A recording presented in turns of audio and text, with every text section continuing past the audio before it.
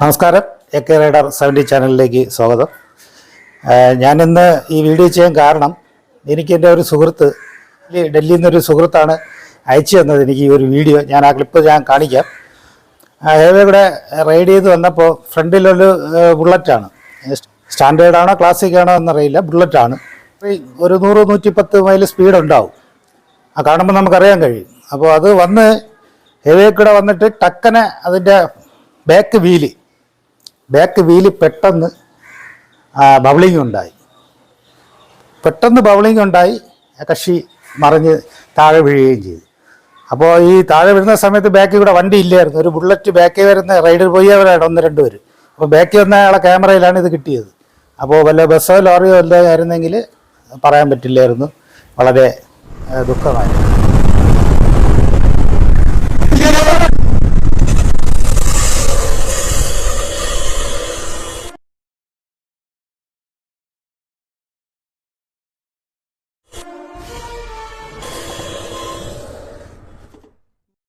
കാരണം അതുകൊണ്ടാണ് ഞാൻ കരുതിയ ഒരു വീഡിയോ നമുക്ക് ചെയ്യാമെന്നുള്ളത്.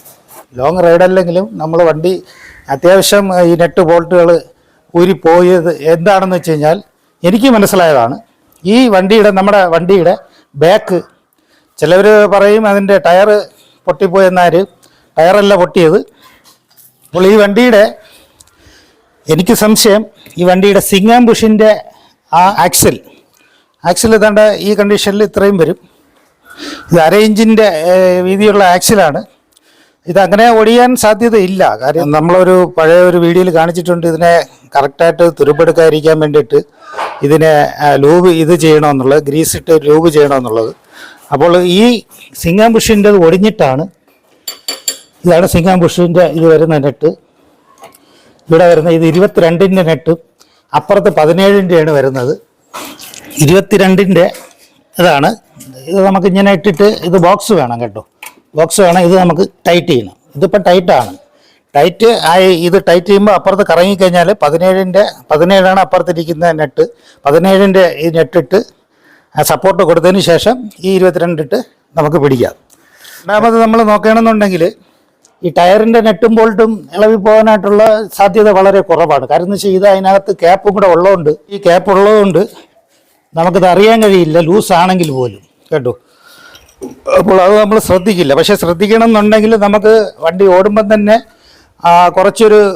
ചെറിയൊരു നമുക്കൊരു ഷേക്ക് അനുഭവപ്പെടും ബാക്ക് വീലിൽ. അത് നമുക്കിങ്ങനെ നോക്കുമ്പോഴത്തേക്ക് അറിയാൻ കഴിയും. ചെറിയൊരു ഇതുണ്ട്. ഇത് ബെയറിങ്ങിൻ്റെയാണ്. ബെയറിങ് മാറ്റാറായി. ചെറിയൊരു ഇതുണ്ടല്ലോ. അപ്പോൾ മൊത്തത്തിൽ അവിടെ നിന്നേ അനങ്ങുന്നത്. അവിടെ നിന്നേ ഈ സിംഗാം ഫുള്ളായിട്ട് ഇത് അങ്ങോട്ടും ഇങ്ങോട്ടും ഇതുണ്ടാവും കേട്ടോ. അപ്പോൾ അങ്ങനെയാണ് നമുക്ക് സിംഗാം ബുഷ് പോയെന്നുള്ളത് അറിയണത്. അപ്പോൾ നെറ്റ് ലേശം ലൂസായി വന്നു കഴിഞ്ഞാൽ പോലും ഇത് അറിയാമെന്നുള്ളവർക്ക് പെട്ടെന്ന് നമുക്ക് മനസ്സിലാവും. പക്ഷേ ഇത് എനിക്ക് തോന്നുന്നു അത്ര പരിചയമില്ല, കാണില്ല ബുള്ളറ്റിനെ കുറിച്ച്.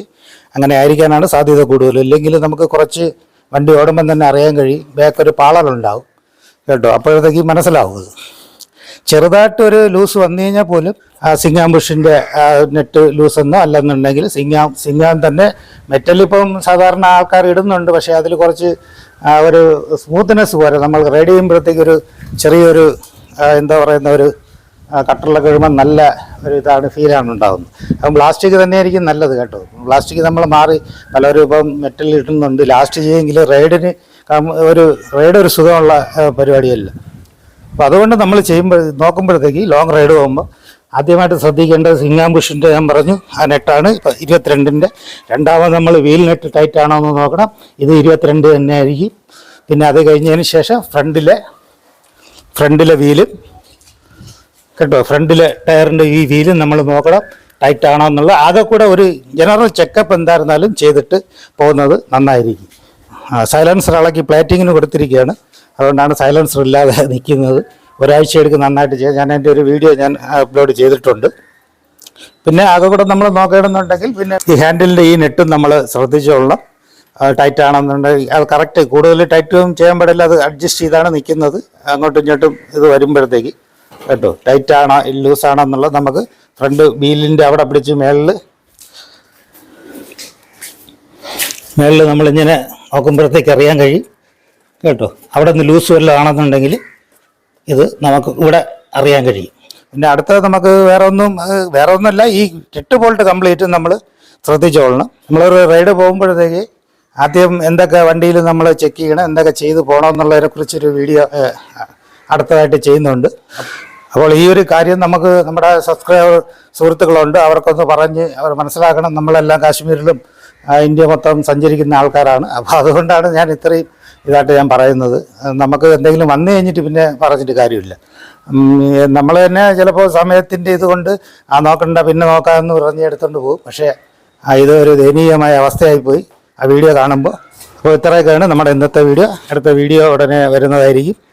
സബ്സ്ക്രൈബ് ചെയ്യാത്ത സുഹൃത്തുക്കൾ ഭായിമാരും പിന്നെ ഭായി എന്ന് വിളിക്കുന്നതിൽ ഒരുപാട് കംപ്ലൈൻറ്റ് വരുന്നുണ്ട് കേട്ടോ.